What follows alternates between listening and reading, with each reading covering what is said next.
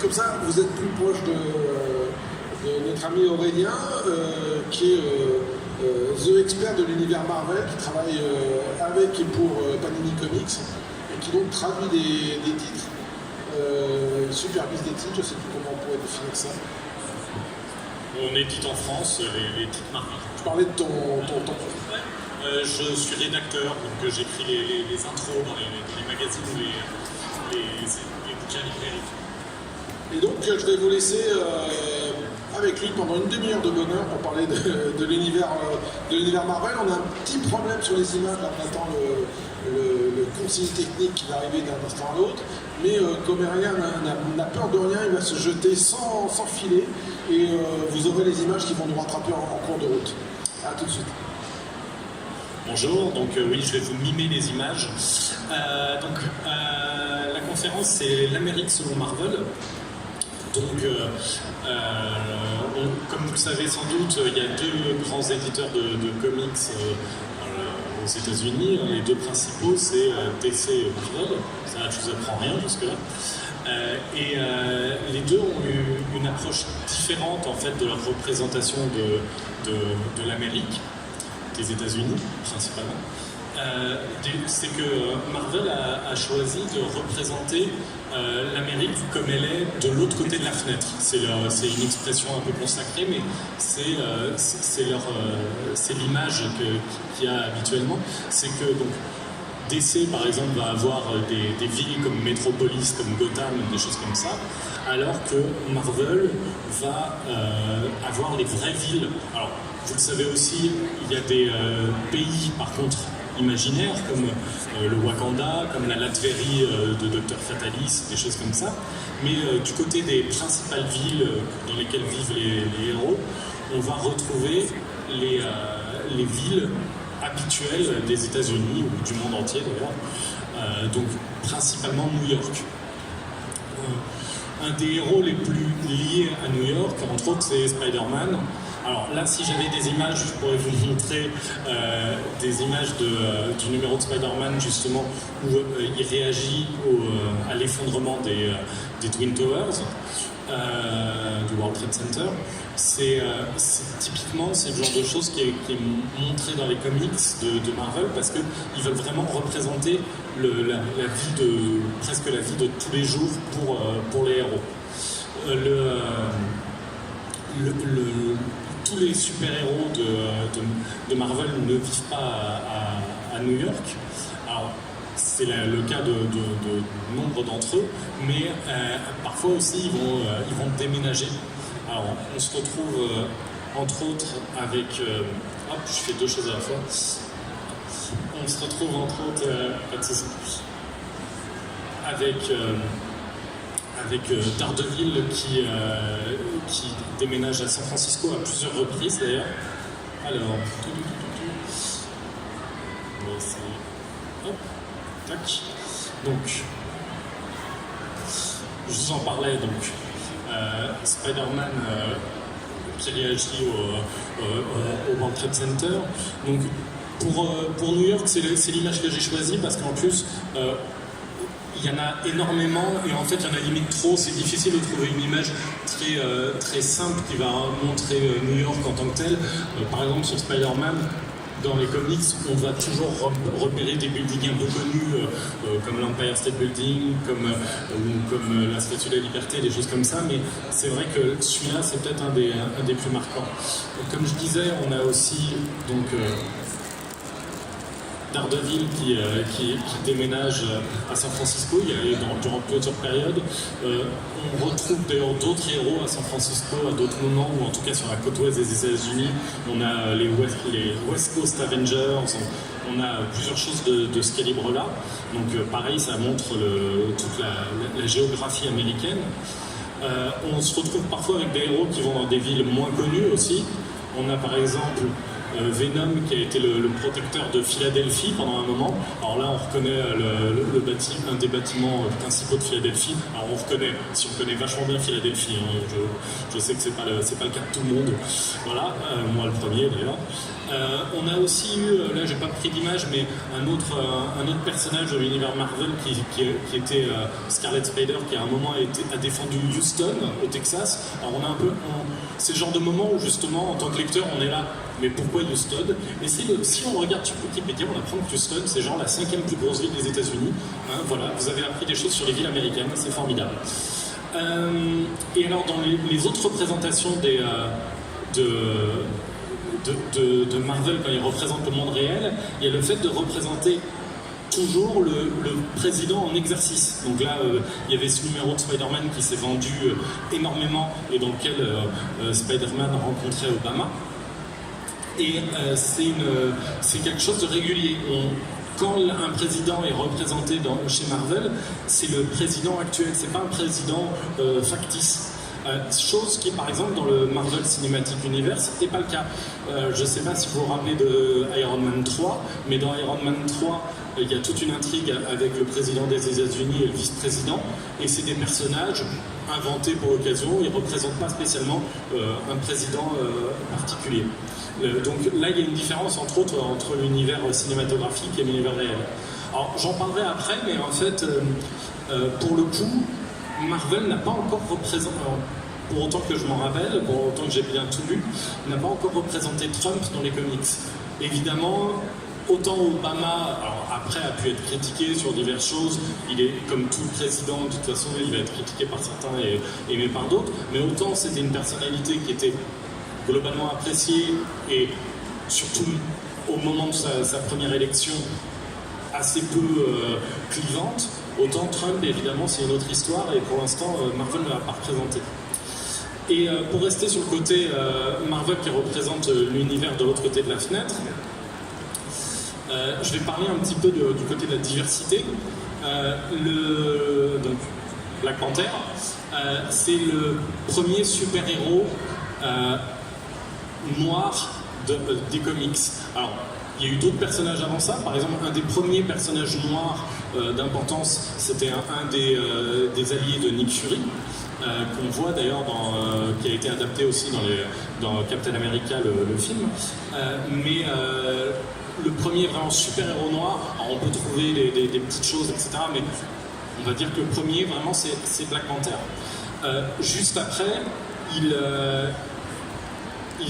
inventent le premier super-héros afro-américain avec le Faucon, donc qui pareil lui est adapté dans les films et qui est un allié de Captain America. Pendant un long moment, la série Captain America s'appelle Captain America and the Falcon. C'est vraiment un personnage important et c'est le premier super-héros afro-américain. Et toujours dans le côté les premières fois par Marvel, on retrouve aussi Luke Cage qui est le premier super-héros afro-américain à avoir une série vraiment à son nom, dédiée à lui. Voilà. Donc il y a ce côté, Marvel a vraiment fait le choix de représenter le monde qui est de l'autre côté de leur fenêtre, et ce monde, il n'est pas fait que de blancs, il y a aussi des noirs, et du coup ils le représentent dans les comics. Et c'est quelque chose qui s'est poursuivi. Alors là c'était le côté un peu historique, donc c'était ma première partie, et voilà, on est pile sur 10 minutes, nickel. Et la partie 2, c'est le côté les super-héros Marvel d'aujourd'hui. Alors, comme vous voyez, par exemple, le Faucon, dans une histoire récente, il a récupéré le costume de Captain America. Alors, je ne vais pas rentrer dans les détails trop, de toute façon, on va en parler un peu plus après, mais Steve Rogers, à ce moment-là, n'est plus en mesure d'assumer le rôle de Captain America, et il donne du coup le costume et le bouclier au Faucon, qui devient du coup le nouveau Captain America pendant une assez longue période. Là, pour le coup, c'est un personnage qui est établi, donc, comme vous avez vu, depuis longtemps. Mais c'est pas toujours le cas. Alors là, je vais digresser pendant quelques petites minutes. Mais du coup, quand Xavier m'a présenté, il a dit que j'étais du coup rédacteur chez Panini Comics. Je suis aussi community manager pour eux. Et quand j'ai posté cette photo sur la page Facebook, il y a eu énormément de réactions. Alors, plein de positives, mais aussi une partie de négatives. Il y avait vraiment un côté mais pourquoi le nouvel Iron Man est une femme noire, etc. Une réaction, on va dire, assez conservatrice. Alors, au passage, c'est un nouvel Iron Man dans le même sens que War Machine est aussi un autre Iron Man. Son pseudo n'est pas Iron Man, c'est Iron Heart. Et c'est un nouveau personnage qui est introduit, pareil, à un moment où Tony Stark n'est plus en mesure de prendre le rôle. Au même moment, il y a d'ailleurs un autre personnage qui récupère aussi le costume d'Iron Man. Il y en a deux en même temps. Mais du coup, il y a cette jeune fille, Riri Williams, qui est aussi qui porte aussi un costume de type Iron Man. Et ça fait partie d'un choix de Marvel d'essayer de représenter plus d'héroïnes, plus d'ethnie que justement avoir que des super-héros blancs.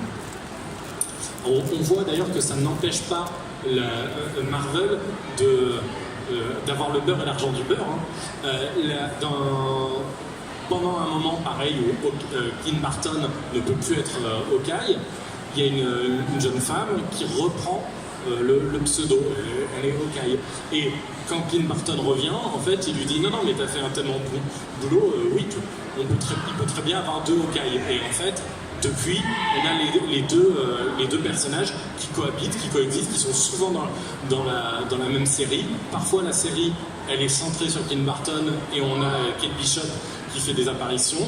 Et d'autres fois, c'est l'inverse. C'est une série sur Kate Bishop dans laquelle Clint Barton fait des apparitions.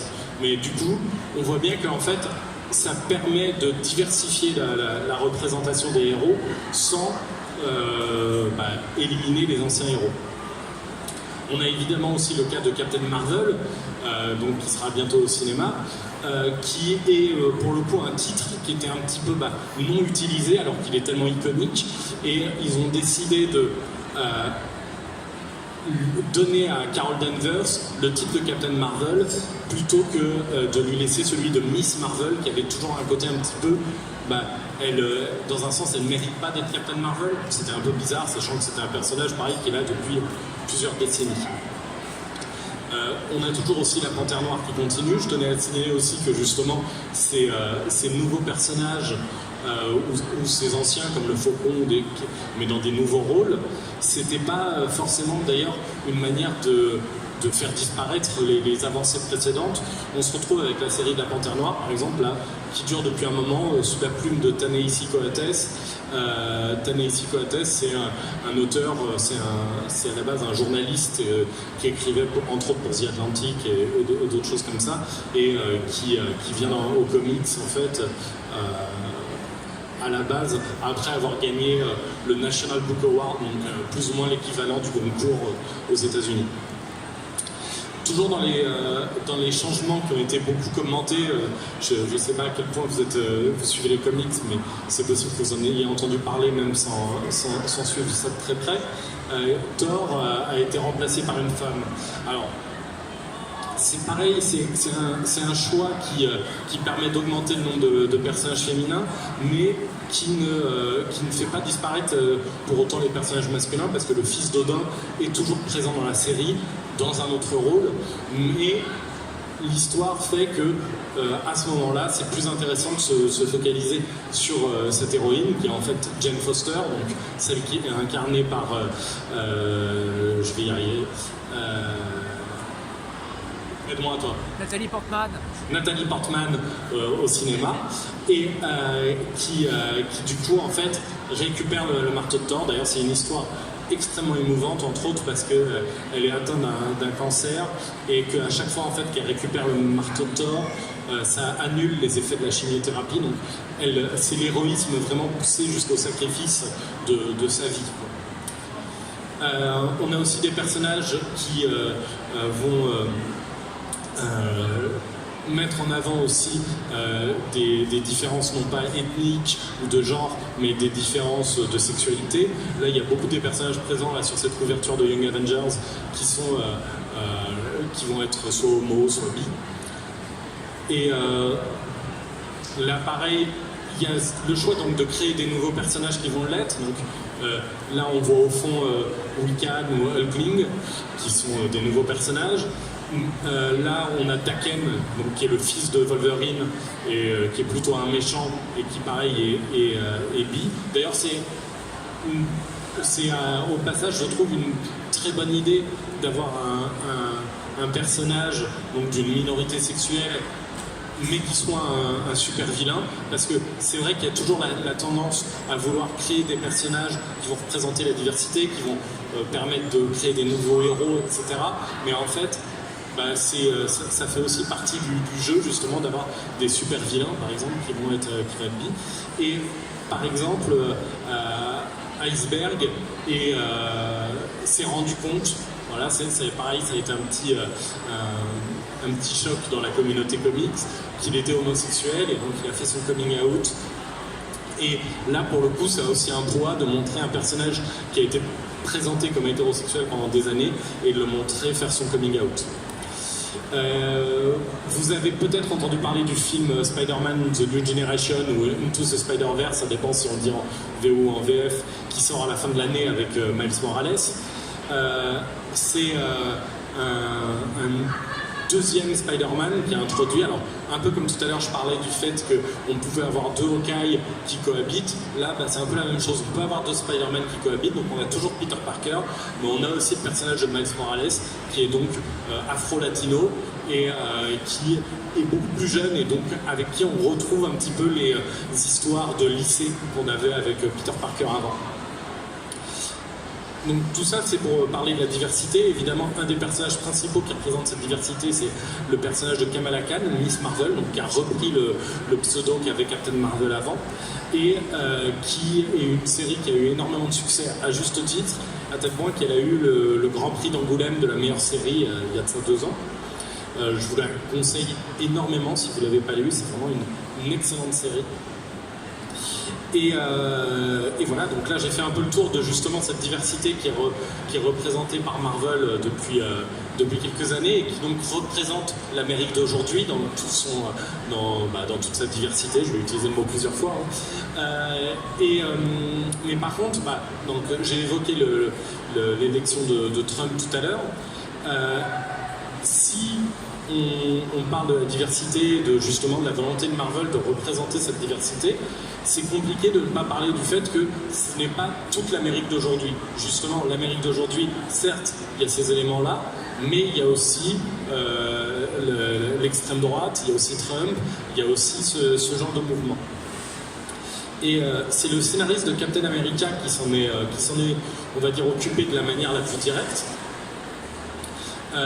Ce qui s'est passé, donc ce que je vous expliquais, c'est que le Faucon récupère le costume de Captain America pendant un temps, et le scénariste qui écrit cette histoire va mettre en place toute une situation qui fait écho un petit peu aux divisions que connaissent les États-Unis durant ces dernières années. C'est-à-dire qu'on va avoir toute une partie des gens qui vont se mettre à critiquer. Alors il va falloir que je trouve la bonne couverture, c'est pas grave. Hop. Tac, tac, tac, tac, tac, c'était pas la bonne. On va y arriver. On va se retrouver avec énormément de gens qui vont critiquer Sam Wilson dans son nouveau rôle de Captain America, et qui vont le trouver trop politique, trop gauchiste, trop impliqué. Ils vont dire ce n'est pas mon Captain America. Et suite à une histoire, pareil, on va pas rentrer dans les détails trop précis, mais voilà, Steve Rogers va retrouver toute sa santé, et va du coup, comme on le voit là au fond, être aussi Captain America en même temps.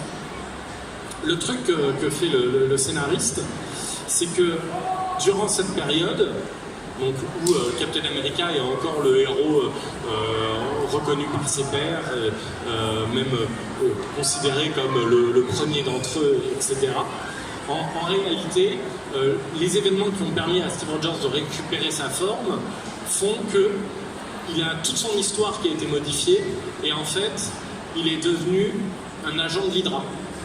Et donc on se retrouve avec, d'un côté, un Captain America noir décrié par la foule, enfin par une partie de la foule qui va dire non, tu n'es pas notre Captain America, on te rejette, etc. En plus, il y a Steve Rogers qui est revenu, c'est lui le vrai Captain America, etc. Et nous, lecteurs, qui savons pendant ce temps que Steve Rogers, justement, est en plus devenu maléfique, devenu quasiment un nazi, hein, pour dire les choses clairement, et du coup est en train de manipuler les institutions américaines, la foule, pour accéder au pouvoir. C'est l'événement Secret Empire qui a eu lieu en début d'année en France, et ça sort en librairie là, actuellement, où justement on va avoir Captain America qui va accéder au pouvoir en étant un agent de l'Hydra.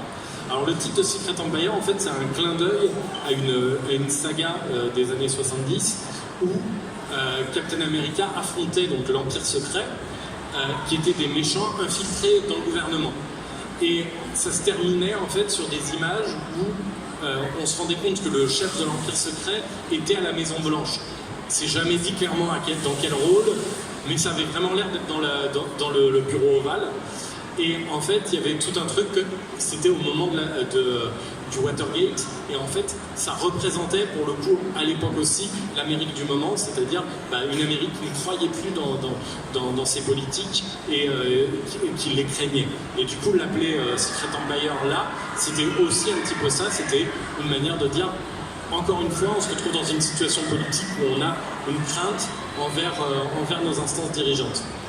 Et du coup, Secret Empire, c'est une assez longue saga où on va se retrouver donc, avec Captain America qui prend le pouvoir, qui va se retrouver avec des méchants comme le Baron Zemo à côté de lui, et qui va dévoiler qu'il est de l'Hydra aux États-Unis, et qui va du coup, durant tout le crossover Secret Empire, on va avoir l'Hydra à la tête des États-Unis. Et avec des gens qui sont en train de dire oui, mais en fait ma vie est meilleure maintenant, je suis content que l'Hydra en fait soit dirigée aux États-Unis. Évidemment, bon, sans vous dévoiler quoi que ce soit de particulier, les super-héros vont s'opposer à cette situation et essayer de combattre Captain America et l'Hydra, même si par exemple certains héros vont avoir des positions parfois ambiguës durant le déroulé de l'histoire, mais c'est vraiment une histoire qui représente assez bien les conflits que vivent actuellement les États-Unis en ce moment, où justement on se retrouve avec des politiques qui vont être assez extrêmes et qui vont du coup créer des situations assez clivantes par rapport au public. Et d'ailleurs, Secret Empire a été de la même manière très clivant auprès des lecteurs de comics, certains n'admettant pas le fait qu'on puisse représenter Captain America comme un nazi, et le reprochant à l'auteur, parfois en voyant pas ce qu'il essayait de faire et ce qu'il essayait de dire à ce niveau-là. Et voilà, et c'est cool parce qu'on a un petit peu de temps pour des questions, du coup, si vous en avez. Sinon, je peux encore raconter 2-3 trucs, mais j'ai dit à peu près ce que je souhaitais dire. Donc, est-ce qu'il y a des questions? N'hésitez pas, ne soyez pas timide. J'étais super clair, me dit Xavier. Bon, bah, très bien. Eh bien, de toute façon, restez là parce qu'après, il va y avoir une conférence sur Jesus Merino, c'est ça. Donc voilà, ça continue et voilà, il y a plein d'autres conférences prévues au Comics Forum toute la journée et demain encore. Merci de m'avoir écouté.